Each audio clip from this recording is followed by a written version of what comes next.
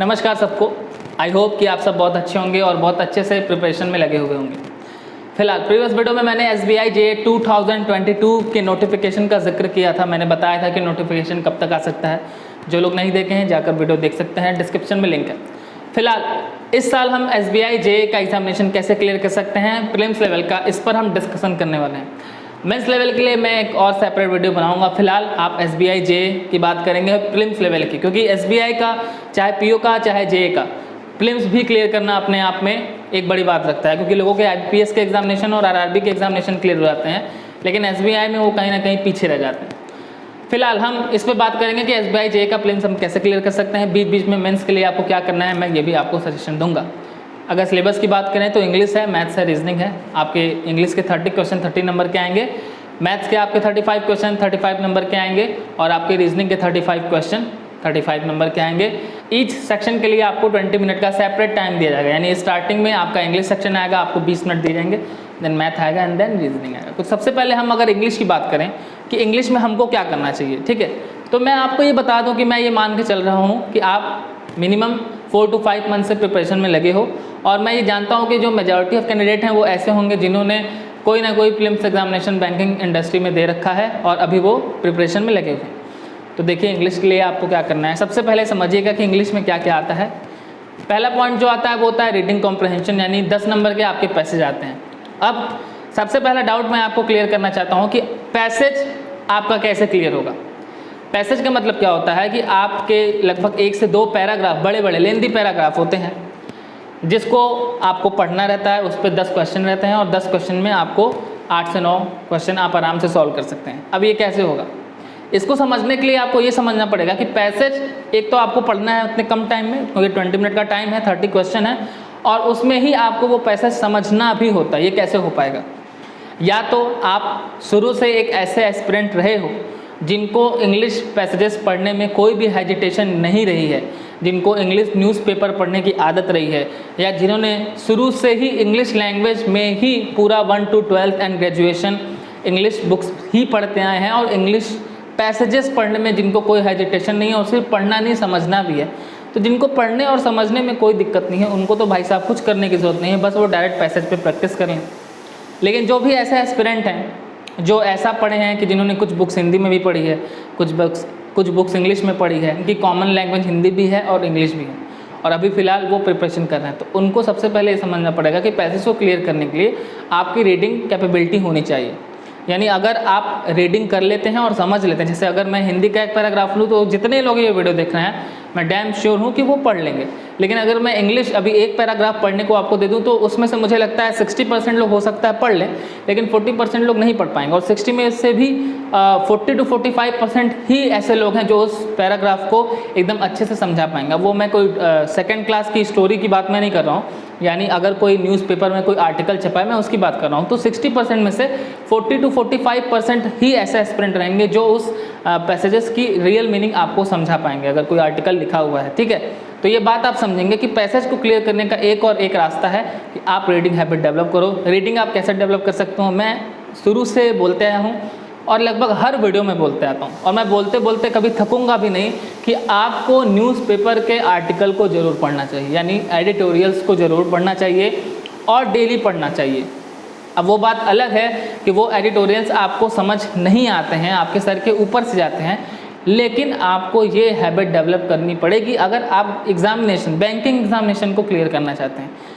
Habit कैसे आप develop करेंगे, सुबह सुबह उठिए, एक द हिंदू का ऐप आता है, ठीक है, द हिंदू का पर्सनल ऐप आता है, अदरवाइज प्ले स्टोर पे द हिंदू आर्टिकल के बहुत सारे ऐप्स आते हैं, उनको डाउनलोड कीजिए। अगर आपको ऐप्स भी नहीं मिल पा रहे हैं तो टेलीग्राम पे बहुत सारे लिंक आते हैं जिसको आप यूट्यूब पे सर्च करेंगे द हिंदू एडिटोरियल लिंक्स या द हिंदू एडिटोरियल ऐप्स, तो भी आपको मिल जाएगा। यानी फैसिलिटी आपके पास ही अवेलेबल है।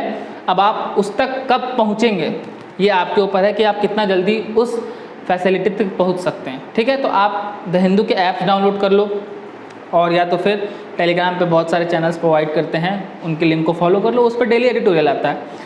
तो पेपर मार्केट से जाके खरीदने की ज़रूरत नहीं है कि आप 10 रुपये जाके एक पेपर खरीदो फिर पढ़ो। आपको ऑनलाइन सारी फैसिलिटी दी जा रही है बहुत सारे चैनल्स के माध्यम से। तो आप क्या करो, ऐप को डाउनलोड करो और उसमें जो भी 2 पैराग्राफ्स हैं उसको पढ़ो। अब आपका मन लगे ना लगे लेकिन उसको पढ़िए, और उसमें जितने भी वोकैब्स आ रहे हैं जो आपको समझ नहीं आ रहे हैं उनको नोट करिए। एक तो ये तरीका हुआ आपका रीडिंग कॉम्प्रहेंशन डेवलप करने का। जब आप लगभग मिनिमम 2 to 3 मंथ्स इस चीज़ को पढ़ चुके हैं, आपको धीरे धीरे चीज़ें समझ में आने लगेगी। और ये मैं आपको बात बता दूँ, जब आप 90 दिन तक लगातार एडिटोरियल पढ़ लोगे, 90 दिन तक, उसके बाद जो भी वर्ड्स मीनिंग आपको मिलेंगे वो रिपीटेड रहेंगे। यानी सारे के सारे तो नहीं, लेकिन 50 to 60% जो वोकैब्स हैं अगर आप लिख के लर्न करते आ रहे हो तो वो आपको 90 दिन लगातार प्रैक्टिस करने के बाद, जब उसके बाद भी आप हिंदू एडिटोरियल, इंडिया टाइम्स का एडिटोरियल, इकोनॉमिक टाइम्स का एडिटोरियल या किसी भी कोई भी एडिटोरियल अगर आप फॉलो कर रहे हैं तो वो जो वोकैब है वो आपको रिपीटेड मिलेंगे, और धीरे धीरे आपका कॉन्फिडेंस बढ़ेगा कि अब मैं जो वोकैब्स लर्न करते आ रहा हूँ वो मुझे रिपीटेड मिलने हैं। तो एक काम ये करना है। इससे पहली बात, रीडिंग कॉम्प्रहेंशन डेवलप होने के साथ साथ सारे और भी जो पॉइंट हैं वो भी क्लियर हो जाएंगे। एक ये हुआ।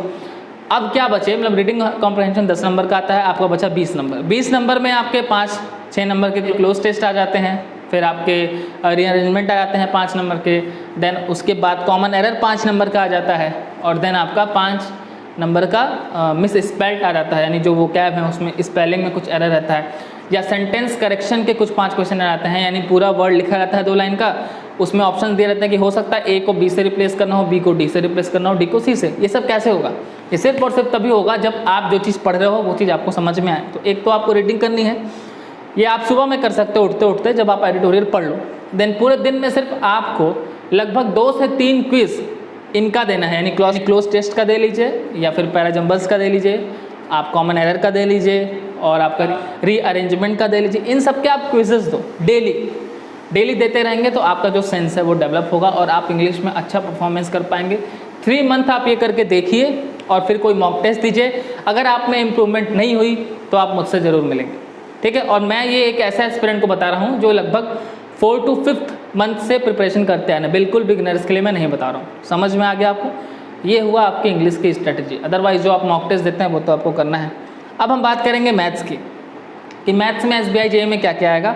तो मैथ्स में आपका 5 नंबर का सिंप्लीफिकेशन आएगा, उसके बाद 5 नंबर के क्वाड्रेटिक आ जाएंगे, 5 नंबर के रॉन्ग नंबर सीरीज आ जाएंगे, ये आपके हो गए 15 नंबर। 10 नंबर के आपके डाटा इंटरप्रिटेशन के क्वेश्चन आ जाएंगे, 25 नंबर हो गए, और 10 नंबर आपके मिसलेनियस क्वेश्चन आ जाएंगे। सबसे इंपॉर्टेंट रहा आपका सिंप्लीफिकेशन, क्वाड्रेटिक इक्वेशन और रॉन्ग नंबर सीरीज। इन तीनों में भी सबसे ज़्यादा इंपॉर्टेंट रहा आपका रॉन्ग नंबर सीरीज़, क्योंकि आप सिंप्लीफिकेशन और क्वाड्रेटिक इक्वेशन सब लोग सॉल्व कर लेंगे, लेकिन आपका जो रॉन्ग नंबर सीरीज़ है उसमें से आप 2 या 3 ही अटेम्प्ट कर पाते हैं। ऐसा क्यों हो रहा है? ऐसा इसलिए हो रहा है क्योंकि लैक ऑफ प्रैक्टिस है आप में। अगर आप रॉन्ग नंबर सीरीज़ पर स्पेसिफिक रूप से प्रैक्टिस नहीं करेंगे तो रॉन्ग नंबर सीरीज़ आपका बढ़िया नहीं हो पाएगा, क्योंकि आप जो मिसिंग नंबर सीरीज आता है उसमें तो 5 लेके आते हैं, लेकिन रॉन्ग नंबर सीरीज़ में आप 2 या 3 ले पा रहे हैं। ये इसीलिए हो रहा है क्योंकि आपने कभी किसी टीचर से रॉन्ग नंबर सीरीज़ पढ़ा नहीं, और पढ़ भी लिया तो आपने प्रैक्टिस नहीं किया। सबसे पहले जितने लोग मुझे देख रहे हैं, आप रॉन्ग नंबर सीरीज़ पहले किसी टीचर से आप पढ़िए। अगर आप ऑफलाइन पढ़ते हैं तो वहाँ जाके सर से बोलिए सर हमको पढ़ाइए आप। अदरवाइज़ यूट्यूब पे अगर आप रॉन्ग नंबर सीरीज़ टाइप करेंगे तो भी बहुत सारे टीचर्स आपको मिल जाएंगे। 8-10 टीचर्स को सुन लीजिए कि रॉन्ग नंबर सीरीज़ का जो प्रोसेस है वो कैसे फॉलो हो रहा है, कहाँ पे आपको कभी कभार होता है कि अगर आप डिफरेंस पे डिफरेंस निकाले जा रहे हो, आप सब कुछ सही करते आ रहे हो, रॉन्ग नंबर सीरीज़ की मैं स्पेशली बात कर रहा हूँ, लेकिन गलत अगर 31 आना था तो आपने लगा दिया 42, क्योंकि डिफरेंस यहाँ पे आ रहा था। आप गलत 31 था लेकिन आपने डिफरेंस सही निकाला, लेकिन पोजीशन गलत, रॉन्ग अटेम्प्ट कर दिया और आपका 1 नंबर चला गया। Wrong number series missing number series से डिफरेंट है। तो रॉन्ग नंबर सीरीज़ पहले तो आप पढ़िए, और दूसरी बात हर दिन ये 3 पोर्शन आपको प्रैक्टिस करनी होती है, यानी कि सिंप्लीफिकेशन, रॉन्ग नंबर सीरीज और क्वाड्रेटिक इक्वेशन। अब आप लोग का सवाल होगा कि सर डेली प्रैक्टिस करने के लिए ये हमको कहाँ से मिलेगा? फर्स्ट ऑफ ऑल मैं आपको कहना चाहूँगा कि सबसे पहले तो आप एक ऑफलाइन प्रैक्टिस सेट की बुक, एक नहीं कम से कम 2-3 आपको खरीदनी होती है। अब इकट्ठे जाके नहीं खरीदना है। जब आप प्रैक्टिस में रहते हैं, जब आप प्रिपरेशन कर रहे हैं, तो 2-3 प्रैक्टिस सेट आप खरीद के लाओ, उसमें बहुत सारे आपके मिलेंगे। अगर ऑफलाइन में नहीं सॉल्व करने का मन करा तो ऑनलाइन भी बहुत सारे मॉक टेस्ट आप परचेज़ करते हो उसमें मिलते हैं। गूगल करेंगे तो PDF मिल जाएगा। लेकिन मेरे हिसाब से अगर आप ऑफलाइन 2-3 प्रैक्टिस सेट रखे हैं और एक सेट में आपके 35 प्रैक्टिस सेट आते हैं, 20 प्रैक्टिस सेट्स की बुक आती है, तो आप परचेज़ करिए और उसमें से सॉल्व करिए, ऑफलाइन ही सॉल्व करिए, उसमें कोई प्रॉब्लम नहीं है। अब प्रैक्टिस सेट किसकी आप ले सकते हैं? किसी की भी ले सकते हैं। किरण की ले लीजिए, अरिहंत की ले लीजिए, BSc मैगजीन ले लीजिए, सारी प्रैक्टिस सेट अच्छी है। इसमें से आपको बिल्कुल सोच विचार करने की जरूरत है। एक खरीदो, 1-2 महीना सॉल्व करो, दूसरी खरीद लो। भाई आपको अगर सिलेक्शन लेना है तो आपको अपने ऊपर, वो भी इन चीज़ों पे इन्वेस्टमेंट करनी पड़ेगी। धीरे धीरे करिए, इकट्ठे करने की ज़रूरत नहीं है, लेकिन इन्वेस्टमेंट करिए और उसी प्रैक्टिस सेट से आप सॉल्व करिए। मॉक टेस्ट आप सॉल्व करते हो वो तो आप सॉल्व कर ही सकते हैं। ये हो गया आपका मैथ्स का। रही बात डाटा इंटरप्रिटेशन की, डाटा इंटरप्रिटेशन के लिए आपको सारे चैप्टर्स आने चाहिए, यानी कि profit loss, percentage, average, ratio, आपका एज, पार्टनरशिप, ये सारे जो चैप्टर्स हैं, SI CI, ये सब आपको आनी चाहिए। तो ये सब कोई बहुत बड़ी बात नहीं है। आप ऑफलाइन इंस्टीट्यूट में पढ़ रहे हैं तो आप उसमें अच्छे होंगे। ऑनलाइन पढ़ रहे हैं, नहीं समझ में आ रहा है तो उसको समझने की कोशिश कीजिए। कोई एक बुक ले लीजिए, बहुत सारे मैंने वीडियोज़ बनाए हैं बुक्स पे। SD यादव की बुक आती है, RS अग्रवाल की बुक आती है, दिशा पब्लिकेशंस की बुक आती है, उसमें सारे चैप्टर्स क्लियर रहते हैं। किसी एक टीचर को पकड़ लीजिए, यूट्यूब पे सब कुछ आपके पास अवेलेबल है, ऑनलाइन फ्री मटेरियल भी अवेलेबल है। बहुत सारे टीचर ऐसे मिलेंगे जिन्होंने वो बुक सॉल्व कराई हुई है, उस बुक को सॉल्व करिए, धीरे धीरे चैप्टर्स क्लियर कीजिए। चैप्टर्स क्लियर हो गए हों, अगर बहुत सारे लोग ऐसे होंगे जिनके चैप्टर्स क्लियर हैं, तो डाटा इंटरप्रिटेशन जो 10 क्वेश्चन आपके मॉक टेस्ट में आ रहे हैं उसको बेहतरीन ढंग से सॉल्व कीजिए। उसके बाद आपका मिसलेनियस क्वेश्चन बचा। वैसे तो ये सब चीज़ें आप जब करोगे दिन में, यानी सेपरेट रूप से आप क्वाड्रेटिक और सिंप्लीफिकेशन, रॉन्ग नंबर से सॉल्व करेंगे तो आप में एक इम्प्रूवमेंट आएगी। और लगभग 20 मिनट्स में अगर मैथ्स में आप 25 to 30 क्वेश्चन अटैम्प्ट करते हो तो ये एक अच्छा अटैम्प्ट माना जाएगा मेरे हिसाब से मैथमेटिक्स में, क्योंकि 20 मिनट में आप 35 करना थोड़ा सा मुश्किल है, लेकिन हाँ 25 to 30 तक की रीच आपके लिए काफ़ी अच्छी है मैथमेटिक्स में। ये कैसे होगा? आराम से 25 नंबर तो मैंने आपको बता दिया। आप विदिन मुझे लगता है 7 से 8 मिनट में आप सिंप्लीफिकेशन कर सकते हैं और आप क्वाड्रेटिक इक्वेशन कर सकते हैं 7 से 8 मिनट। रेस्ट के जो 3-4 मिनट बचेंगे उसमें आप रॉन्ग नंबर सीरीज करोगे, यानी 12-13 मिनट में आपके ये हो जाएंगे, मतलब 11 मिनट में आपके ये 3 पोर्शन कंप्लीट हो जाएंगे। 4 से 5 मिनट में आपके DI कंप्लीट हो जाएंगे 10 क्वेश्चन, क्योंकि DI प्रीलिम्स लेवल में कोई बहुत ऐसा नहीं आता है कि आपको समझ में नहीं आए। हाँ थोड़ी लेंदी रहता है, पैराग्राफ रहता है, पाई चार्ट रहता है, ठीक है, थोड़ा लेंदी रहते हैं क्वेश्चन, लेकिन अगर आपने एक बार वो मटेरियल पूरा DI का समझ लिया, उसका पैराग्राफ पूरा समझ लिया, उसका आर्ट समझ लिया, क्वेश्चन को पढ़ने की ज़रूरत है एक बार आपके दिमाग में जो उसका स्ट्रक्चर बना हुआ है वो अगर आपको समझ में आ गया तो परसेंटेज बेस्ड ज़्यादा होते हैं, ठीक है, परसेंटेज बेस्ड आपके ज़्यादा होते हैं DI वगैरह, तो आप 10 नंबर आराम से कैरी कर सकते हैं। ये 25 नंबर अगर आपने 16 से 17 मिनट में निकाल लिया तो जो रेस्ट के 4 मिनट बचेंगे उसमें आप मिसलेनियस के इजी क्वेश्चन 3-4 लगा सकते हो, 5 लगा सकते हो। तो अगर आपने मैथ्स में 20 मिनट में 30 की रीच पहुँच ली, आप 25 to 30 के बीच में आप अटेम्प्ट किए, बहुत बढ़िया अटेम्प्ट किए, आप अच्छा जा रहे हैं। ये हुआ आपका मैथमेटिक्स का। बात करते हैं रीजनिंग की। रीजनिंग में सब लेना देना किससे है? तो पजल से लेना देना है। पजल अगर आपका अच्छा है तो आप प्रीलिम्स क्लियर करोगे, पजल आपका अगर ख़राब है तो आप कहीं के नहीं रह जाओगे, क्योंकि 4 से 5 नंबर तो पजल आता है और पजल पे प्रैक्टिस करना बहुत ज़रूरी होता है। पजल पे प्रैक्टिस करने के लिए आप क्या कर सकते हो? सबसे पहले आप ऑफलाइन पे प्रैक्टिस करोगे। जब ऑफलाइन में आपने एक पजल 2-3 मिनट में आपसे लगने लगे तो फिर आप ऑनलाइन जाओगे। और पजल पे प्रैक्टिस बहुत ज़्यादा इंपॉर्टेंट होती है। दिन भर में कम से कम आप 1.5 से 2 घंटा पजल अगर लगाते हैं, बहुत ज़्यादा टफ नहीं है। स्टार्टिंग में अगर आप 1.5-2 घंटा पजल पे अपने आप को दे रहे हो ना, तो ये आप बहुत बेहतरीन काम कर रहे हैं, क्योंकि पजल अगर आप 4-5 पजल, मतलब 20 से 25 नंबर रीजनिंग में आप पजल से ले रहे हो कम मिनट में, तो ये आपके लिए बहुत ज़्यादा फ़ायदेमंद होने वाला है। पजल्स के बाद आपके अल्फ़ा न्यूमेरिक सीरीज आते हैं, सिलॉक्स इनइक्वालिटी, छोटी छोटी चीज़ें हैं, आपको बढ़िया नंबर दिलाएंगे। ब्लड रिलेशन हुआ, डायरेक्शन हुआ, चाइनीज़ कोडिंग डिकोडिंग हुआ, ये सब छोटी छोटी चीज़ें हैं और बड़ा नंबर आपको देकर जाती हैं। सिलॉक्स और इनइक्वालिटी में आपके कॉन्सेप्ट बिल्कुल क्लियर होने चाहिए। सिलॉक्स और इनइक्वालिटी में गलत होने की कोई गुंजाइश नहीं है। ब्लड रिलेशन पे प्रैक्टिस अच्छी कर लो और डायरेक्शन पे प्रैक्टिस अच्छी कर लो, इसमें भी गलती की कोई गुंजाइश नहीं है। चाइनीज़ कोडिंग डिकोडिंग अगर आता है तो उस पर भी प्रैक्टिस कर लीजिए, वो भी आपके बहुत सारे टीचर ने यूट्यूब पे पढ़ाया है। तो अल्टीमेटली आपका जो रीजनिंग का सेक्शन है उसमें तो जो भी आपको नंबर गेन कराएगा वो आपका 4 पजल कराएगा। 4 में से भी आपके 2 तो बिल्कुल ईजीएस्ट होते हैं, बस आपको क्वेस्ट करने की ज़रूरत है कि कौन सा जो पजल है वो हम जल्दी सॉल्व कर लेंगे, और बाकी जो 1-2 होते हैं थोड़े लेंदी या कॉम्प्लिकेटेड होते हैं, तो यह आपको सर्च करने की ज़रूरत है, क्वेस्ट करने की ज़रूरत है कि भाई कैसे हम उसको कर सकते हैं क्लियर। तो ये रीजनिंग का आपका है, और कुल मिला के ये स्ट्रेटजी अगर आप फॉलो करते हैं दिन में तो बहुत बेहतरीन आप परफॉर्म करने वाले हैं प्रीलिम्स लेवल में। और इन सबको करने के लिए आपका एक प्लेटफॉर्म आता है, यानी मॉक टेस्ट। अगर आप दिन में अभी से कम 3 से 4 मॉक टेस्ट देंगे तो आपका प्रीलिम्स निकले ना, ऐसा तो हो नहीं सकता।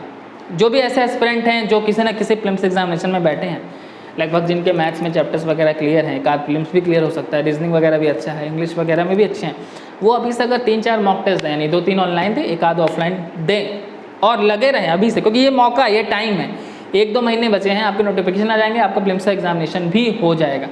तो ये मौका है, ये टाइम है, अगर अभी से आप SBI JEE के लिए फुल एनर्जी में लगे हुए हैं तो SBI JEE चाहे 5000 वैकेंसी आए, चाहे 8000 वैकेंसी आए, चाहे 12000 वैकेंसी आए, आपके लिए एक सीट पक्की है, चाहे कट ऑफ 75 जाए, 80 जाए, 85 जाए, मैटर नहीं करता। मैटर ये है कि आप सीरियस कब से होते हैं। अभी बहुत लोग कैजुअली पढ़ाई कर रहे हैं, जिस दिन नोटिफिकेशन आ जाएगा सब कुछ कहेंगे कि अरे भैया आप टाइम आ गया, हम तो आप लेट कर रहे हो ना कहीं ना कहीं।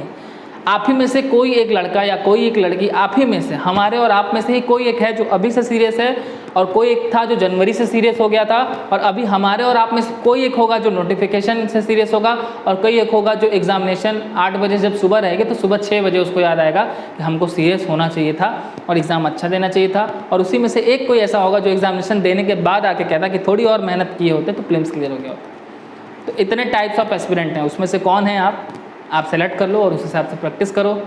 मॉक टेस्ट देने की बहुत ज़रूरत है, दिन में 3-4 मैंने आपको बोल दिया। मॉक टेस्ट देखो, सबसे रीजनेबल प्राइस में आपको टेक्स्ट बुक का मॉक टेस्ट मिल जाएगा, अदरवाइज आप अड्डा का मॉक टेस्ट ले लो, ग्रेडअप का मॉक टेस्ट ले लो, ऑलिव बोर्ड का ले लो, जितने भी हैं आप सब अच्छे प्लेटफॉर्म से किसी के भी फॉलो कर लो। मिनिमम 2 सोर्सेज तो आपके पास होने ही चाहिए, अदरवाइज मैंने मॉक टेस्ट पे एक सेपरेट वीडियो बना रखा था, बहुत सारे लोगों को डाउट था मॉक टेस्ट कौन सा लें, क्या करें, उस पर भी एक वीडियो बनाया था, डिस्क्रिप्शन में लिंक है, जाइए देखिए और सारे डाउट्स क्लियर कीजिए। यानी हमारे चैनल पे सारी चीज़ें अवेलेबल हैं, बस आपको सर्च करना है उसको, और उसको आप फॉलो करेंगे तो आपका सिलेक्शन जरूर होगा प्रीलिम्स में। रही बात मेंस की, इसके साथ साथ GA पढ़ते रहिए, एक सेपरेट वीडियो में मेंस के लिए भी बनाऊंगा। तब तक के लिए चलता हूं और मिलता हूं आपसे नेक्स्ट वीडियो में।